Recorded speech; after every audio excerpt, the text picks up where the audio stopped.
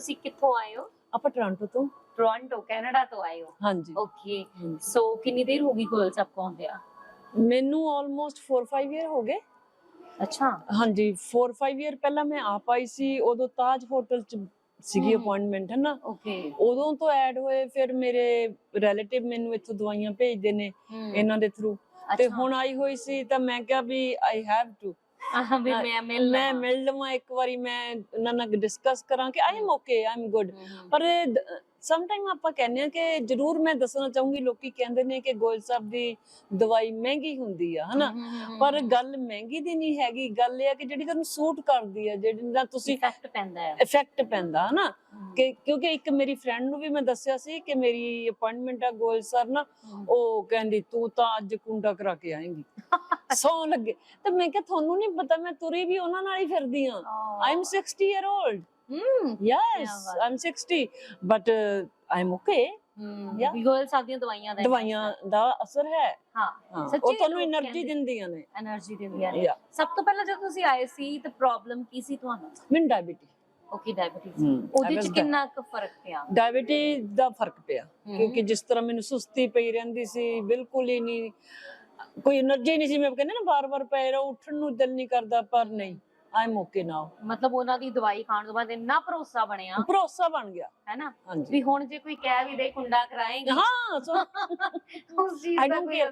Even you can believe that ਅੱਜ ਮੈਂ ਕਿੰਨੀ ਦਵਾਈ ਲਈ ਆ, ਸਾਰੇ ਦੇਖਦੇ ਸੀ ਮੇਰੇ ਵੱਲ, 87,000 ਦੀ। ਓ ਮਾਈ ਗॉड। ਪਰ ਇਹ ਪਤਾ ਕੀ ਆ ਚੱਕਰ, ਇਹ ਆ ਕਿ ਤੁਸੀਂ ਆਪਰੇਸ਼ਨ ਕਹਿ ਦਿੰਦੇ ਡਾਕਟਰ। ਹਾਂ, ਮੈਂ ਬਿਲਕੁਲ ਘਬਰਾਈ ਨਹੀਂ ਬਿੱਲ ਦੇਣ ਤੋਂ, ਦਿਸ ਐਂਡ ਦੈਟ, ਜਾਂ ਪਹਿਲਾਂ ਵੀ ਦਿਲ ਐਂ ਕਰਦਾ ਹੁੰਦਾ ਕਿ ਮੈਨੂੰ ਪਤਾ ਮੇਰੀ ਦਵਾਈ ਮਹਿੰਗੀ ਹੋਣੀ ਆ, ਐਂਡ ਦਵਾਈ ਵੀ ਮਹਿੰਗੀ ਹੋਣੀ ਆ, ਪਰ ਮਤਲਬ ਇਹਦੇ ਨਾਲ ਮੈਂ ਵਧੀਆ ਤੁਰੀ ਫਿਰਦੀ ਆ।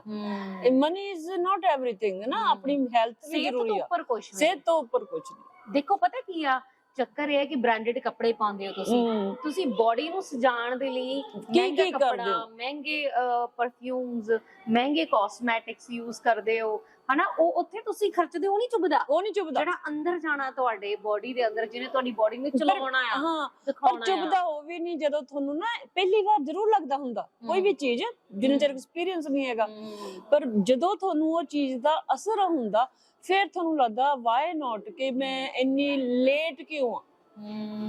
ਦੈਟਸ ਦ ਥਿੰਗ, ਵੀ ਮੈਂ ਇੰਨੀ ਲੇਟ ਆਇਆ, ਫੋਲੋ ਕੀਤਾ, ਇੰਨੀ ਲੇਟ ਗੋਇਲ ਸਾਹਿਬ ਨੂੰ ਕਿਉਂ ਮਿਲੀ।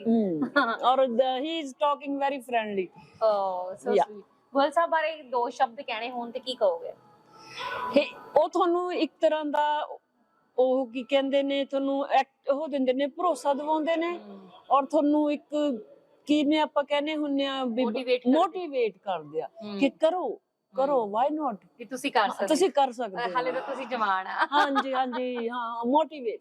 ਔਰ ਉਹ ਜਿਵੇਂ ਆਪਾਂ ਕਹਿੰਦੇ ਨੇ, ਇੱਕ ਕਿਸੇ ਨੂੰ ਆਪਾਂ ਥਾਪੜਾ ਦੇ ਦੇਣਾ, ਉਹ ਚੀਜ਼। ਕੀ ਬਾਤ ਹੈ। ਅੱਛਾ, ਗੋਇਲ ਸਾਹਿਬ ਇੱਕ ਚੀਜ਼ ਦੇ ਬੜੇ ਮੁਰੀਦ ਹੈ ਕਿ ਜਿਹੜੇ ਉਹਨਾਂ ਕੋਲ ਦਵਾਈ ਲੈ ਕੇ ਜਾਂਦੇ ਨੇ, ਉਹਨਾਂ ਨੂੰ ਥੈਂਕ ਯੂ ਕਹਿਣ। ਹਾਂਜੀ, ਸੋ ਔਨ ਕੈਮਰਾ ਤੁਸੀਂ ਉਹਨਾਂ ਨੂੰ ਥੈਂਕ ਯੂ ਕਹਿਣਾ ਚਾਹੋਗੇ? ਬਿਲਕੁਲ। ਹਾਂਜੀ, ਉਹਨਾਂ ਤੋਂ ਦਵਾਈ ਇੱਕ ਵਾਰੀ ਜੇ ਤੁਸੀਂ ਨਹੀਂ ਹੁਣ ਤੱਕ ਸਟਾਰਟ ਕਰੀ ਤਾਂ just start the beginning, don't go high, है ना, शुरू तो करो। आयुर्वेद ਨੂੰ ਫੋਲੋ ਕਰੋ, ਆਯੁਰਵੇਦ ਤੁਹਾਨੂੰ ਬਹੁਤ ਕੁਝ ਦਿੰਦਾ ਹੈ ਨਾ। ਇਸ ਤੋਂ ਪਹਿਲਾਂ ਤੁਸੀਂ ਐਲੋਪੈਥੀ ਤੇ ਵੀ ਸੀਗੇ, ਤੇ ਐਲੋਪੈਥੀ ਦੇ ਵਿੱਚ ਕੀ ਐਕਸਪੀਰੀਅੰਸ ਸੀ, and what's the difference between Goyal Sahib ਦੀ ਦਵਾਈ ਐਂਡ ਐਲੋਪੈਥੀ?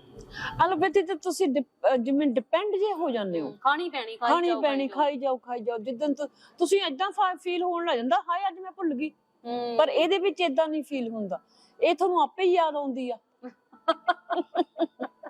ਸੀਰੀਅਸਲੀ ਇਹ ਸਾਰਾ ਮਾਈਂਡਸੈਟ ਹੈ, ਪਲੱਸ ਇਹ ਹੈ ਕਿ ਇਹਨਾਂ ਚੀਜ਼ਾਂ ਦੇ ਵਿੱਚ ਕੁਝ ਵੀ ਇਹੋ ਜਿਹਾ ਨਹੀਂ ਹੈ ਜੋ ਤੁਹਾਡੀ ਬੋਡੀ ਨੂੰ ਨੁਕਸਾਨ ਪਹੁੰਚਾਵੇ, ਟੋਟਲੀ ਨੈਚੁਰਲ। ਸੋ ਇਸ ਕਰਕੇ ਵਾਕਈ ਫਾਇਦਾ ਦਿੰਦੀਆਂ ਨੇ। ਸੋ ਗੋਇਲ ਸਾਹਿਬ, ਆਈ ਐਮ ਰੀਅਲੀ ਪੋਜ਼ਿਟਿਵ ਸੋਚ ਰਹੀ ਹਾਂ ਇਸ ਟਾਈਮ, ਮੈਨੂੰ ਬਿਲਕੁਲ ਨਹੀਂ ਹੋ ਰਿਹਾ ਕਿ ਹਾਂਜੀ ਮੈਂ ਇਹ ਉਹ ਜਿਵੇਂ ਮੈਂ ਤੁਹਾਨੂੰ ਦੱਸ ਰਹੀ ਹਾਂ ਨਾ, ਮੈਂ ਆਈ ਐਮ ਓਕੇ, ਮੈਂ ਪੋਜ਼ਿਟਿਵ ਸੋਚ ਰਹੀ ਹਾਂ। ਕੀ ਬਾਤ ਹੈ।